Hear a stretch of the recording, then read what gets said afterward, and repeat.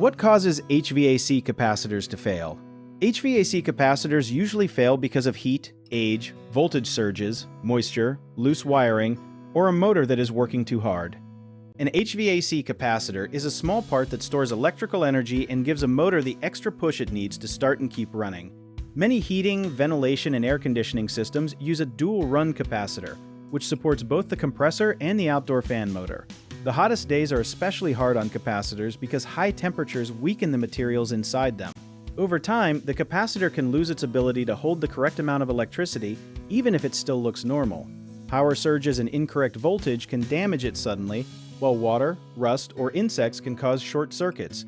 A less obvious cause is a failing motor, because a motor that is stiff or dirty draws extra electricity and forces the capacitor to work harder.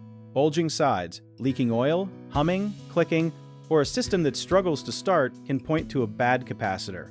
For safety, turn off power at the disconnect and the main electrical panel, but do not touch or test the capacitor unless a trained professional has discharged it and checked it with the proper meter. One common mistake is replacing a capacitor by appearance alone, so have its rating tested and match both the capacitance and voltage exactly. Another mistake is blaming the capacitor when a dirty coil, blocked airflow, or failing motor caused it to overheat, so inspect the larger system instead of replacing parts repeatedly. It is also dangerous to assume that turning off the thermostat removes all power, so shut off the correct electrical disconnect and have a qualified technician handle stored electrical energy.